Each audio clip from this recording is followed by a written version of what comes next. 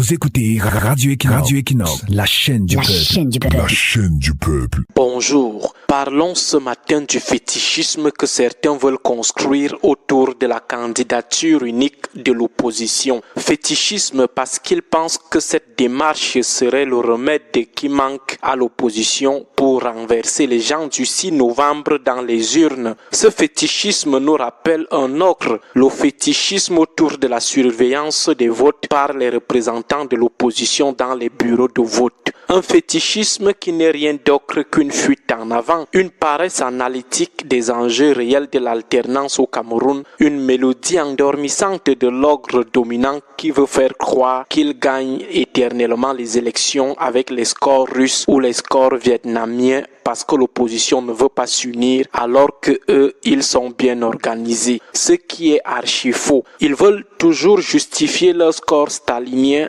avec l'argument de la désarticulation de l'opposition, ce qui est archi faux, faux et archi faux. Que celui qui veut dire le contraire nous donne le nom d'une grande démocratie où un parti de l'opposition est arrivé au pouvoir parce que cette opposition a eu à présenter un seul candidat, un candidat unique. Qu'il nous donne le nom d'une seule démocratie établie où un parti de l'opposition est arrivé au pouvoir parce que l'opposition a eu à se réunir pour présenter un seul candidat. Ce n'est qu'en démocratie précaire qu'on peut nourrir, entretenir et promouvoir un tel fétichisme. Ce n'est qu'en démocratie avortée qu'on peut entendre ce discours endormissant, un discours qui justifie l'imposture de l'ogre dominant. Que ces spécialistes en candidature unique ou en surveillance des votes nous donnent le nom d'une démocratie établie où l'alternance a eu lieu parce que l'opposition a envoyé les gens dans les bureaux de vote surveiller les votes, de la vraie et pure diversion. Dans une démocratie, dans un pays où la fraude électorale n'est pas la règle et la transparence l'exception, dans un pays où les règles électorales ne font l'objet d'aucune contestation substantielle, dans un pays où on laisse les partis politiques s'exprimer librement, où le parti au pouvoir ne privatise pas tout l'État, ses institutions, ses finances, sa défense, son maintien de l'ordre, ses médias. Dans ce genre de pays, le pouvoir n'a pas de leçon à donner à l'opposition du genre « vous n'arrivez pas à vous mettre ensemble pour une candidature unique » ou du genre « vous n'aviez pas les scrutateurs dans les bureaux de vote ». C'est de l'imposture totale. Dans une démocratie établie, les institutions en charge d'organiser les élections sont les seuls surveillants de la transparence et de l'impartialité des élections. Les lois électorales sont les seuls garants de la transparence et de l'impartialité des élections. Le juge électoral est le seul arbitre qui assure la police de la transparence et de l'impartialité des élections.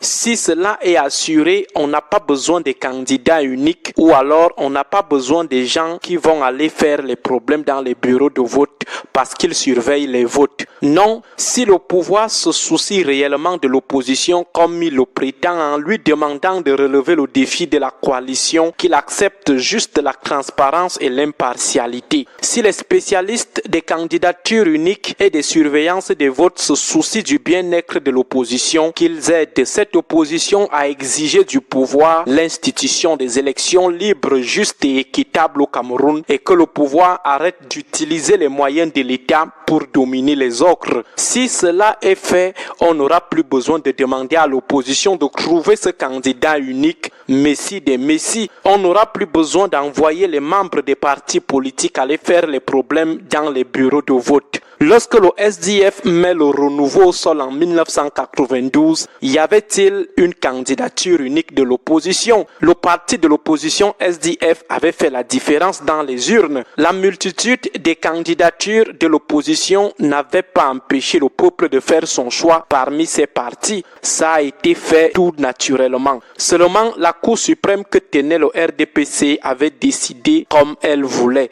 Donc, le problème n'a jamais été les candidats uniques ni la surveillance des voix. Le problème est celui de l'institution d'un jeu électoral libre, juste et équitable et que le parti au pouvoir arrête d'abuser des moyens de l'État, les institutions de l'État, l'argent de de l'État, le matériel de l'État, les forces de défense de l'État, la police de l'État, les médias de l'État pour dominer et mater l'opposition ou alors pour truquer les élections. Et c'est sur ce point que l'opposition devrait s'unir, se mettre ensemble pour exiger préalablement par tous les moyens démocratiques un jeu électoral libre, juste et équitable. Et c'est le moment, on ne devrait pas attendre le jour du marché pour nourrir la poule. Voilà là où on devrait attendre l'union de l'opposition dans une démocratie avortée où les gens au pouvoir sont prêts à tout pour ne pas perdre le pouvoir, parce qu'en cas de perte, c'est la reddition des comptes, les arrestations pour malversation, les exils pour ceux qui voudront échapper et des AVC pour ceux qui auront les cœurs fragiles. Si l'opposition a à s'unir, c'est sur l'exigence de la qualité des règles du jeu et de la qualité du jeu. Les candidatures uniques et les surveillances de vote ne passent pas dans les démocratures qui sont prêtes à tout, y compris le recours à la barbarie. Que ceux qui aiment l'opposition et l'opposition elle-même s'unissent plutôt sur ce plan. Ce d'autant plus que dans l'opposition, on a les collabos du renouveau qui ne vont jamais accepter une telle initiative. Bonne journée à tous. Radio Equinox 93 FM, la chaîne du peuple. 93 FM, la chaîne du peuple. La chaîne du peuple. L'honorable Cabral Libby avec son débat de la plus belle fille de l'opposition. Écoutez, la sortie que Cabral Libby a fait récemment sur l'unique candidat ou bien candidat unique de l'opposition est un débat, est une fuite en avance. Et ce genre de doigt pointé que l'ordre de gouvernance de 82 pointe depuis qu'elle connaît qu'elle a finalement acquis le cœur de l'opposition camerounaise. Et tout comme les obsèques de Nidjon Fundi, qui étaient majoritairement participés par les membres du RDPC, je dis toujours aux Camerounais qui s'intéressent au projet de la Renaissance de se méfier de toutes les orientations qui viennent du RDPC, parce qu'elles sont pratiquement tous fausses. Le RDPC vous dit que l'opposition au Cameroun n'arrive pas à prendre le pouvoir parce qu'elle n'arrive pas à s'unir. Et d'après le docteur Aristide Mono, il vous demande de lui montrer une seule démocratie sérieuse au monde où l'opposition a besoin de se mettre ensemble pour pouvoir gagner de façon stratégique. Quand vous comprenez 1992, c'était une initiative naturelle. C'était venu comme ça, chacun mettait sa main à la pâte. C'est pourquoi même lorsque Biya arrive en 82, lorsqu'il passe dans la ville, les gens sortent naturellement.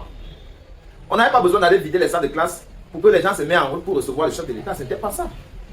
Et vous allez constater qu'aujourd'hui, chaque événement public, on est obligé de contraindre les gens pour qu'ils viennent participer. Si on ne part pas dans les salles de classe pour vider les classes, pour mettre les élèves, eh bien on promet 1000 francs à certains groupes d'étudiants et voilà, boum, l'équation est résolue. Donc cette ferveur patriotique n'existe plus.